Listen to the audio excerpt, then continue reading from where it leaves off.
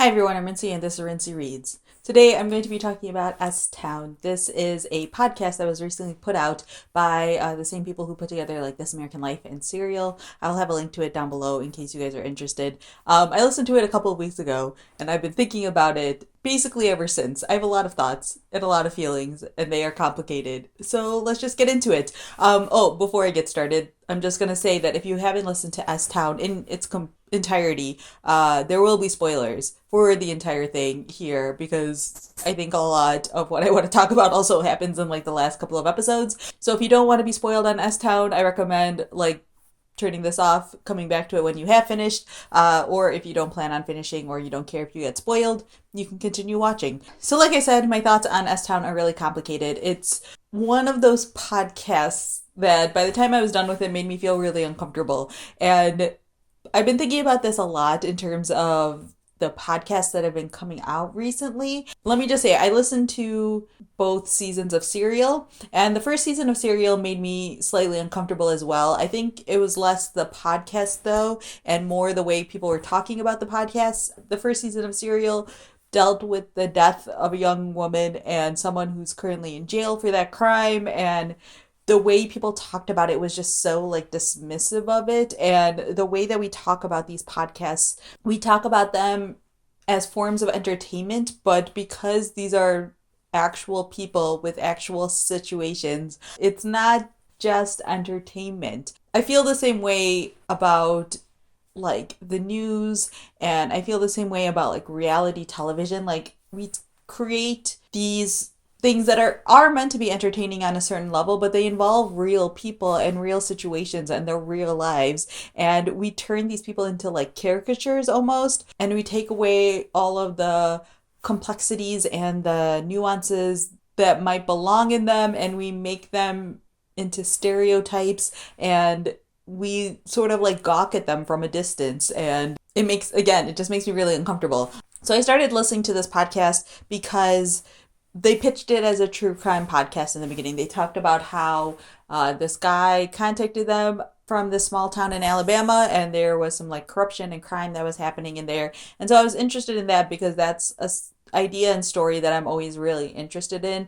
This idea of like corruption happening amongst officials and police officers and things like that, and trying to uncover the truth and bring some justice about.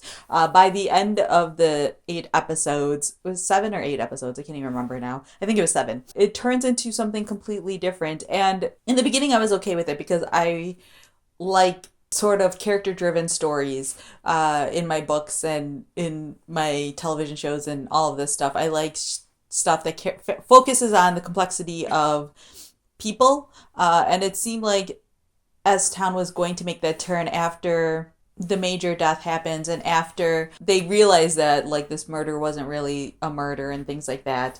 I thought that they were going to talk about the complexities of just small town life and the people that live in this town, but it turned into something else. The fact that this journalist, Brian, felt comfortable delving into the sexual orientation of a man who had recently passed away and hadn't necessarily provided information about that aspect of his life was really uncomfortable for me. The fact that they set up a lot of questions that didn't provide a lot of answers, but I think left room for the listener to make judgments on them. I also think it's really uncomfortable to look at people who live in these sort of small Southern American towns, and especially as someone who like lives in Chicago. I live in the North. I live in literally like the exact opposite of what those towns are. It felt very easy for it to turn into like making those small towns into a zoo and making those people into like the animals at a zoo who are meant to entertain me and provide me with some giddiness before moving on with my life, and I can sort of like cast my judgment upon them because they aren't like me and they think a different way and act a different way. And yeah, it was weird, but I also couldn't stop listening to it, which I think is probably mostly on me, but it was a really compelling podcast. But I think what made me the most disappointed was the fact that they created like these 7 episodes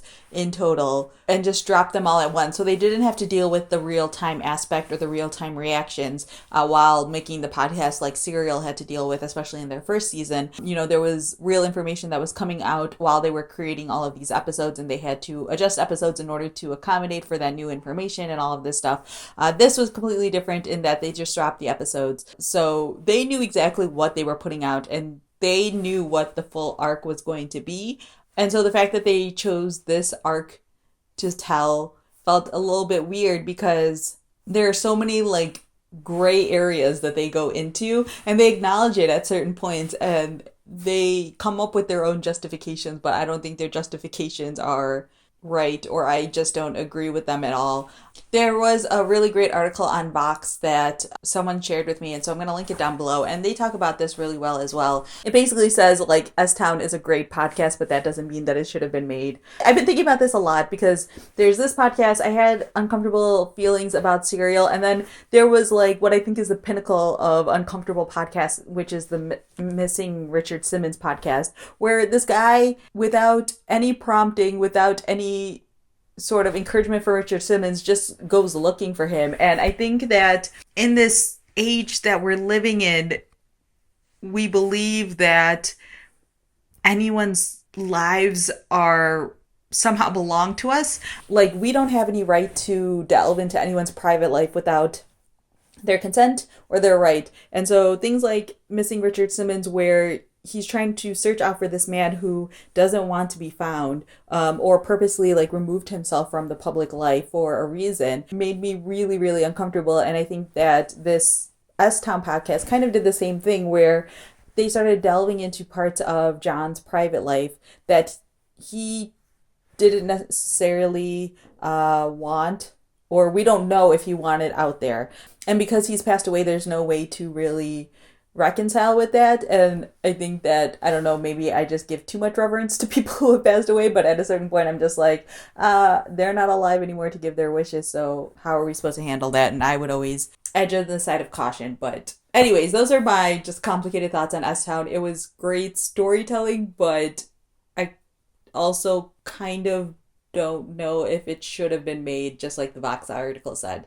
So let me know what you guys think down below. I know a lot of people really enjoyed it because, again, like I said, it's really, really well done. It's really compelling, but it does make it right. So it's one of those things I've been like literally wrestling with and thinking about constantly since I've listened to it. I also listened to it all in one day, so I think that was part of the problem for me, at least, as well. Like, I just dove in and listened to all 7 episodes almost straight, and at the end of it I was just like, oh man, I don't know if that was something I should have done. I think that if there was more space between the podcast episodes, like if I had to wait a week, I think there would have been a point where I stopped listening, but I didn't, and this is where we are now. So again, let me know down below what you guys thought of Serial, and I will, not Serial, S-Town, and I will talk to you guys next time. Bye.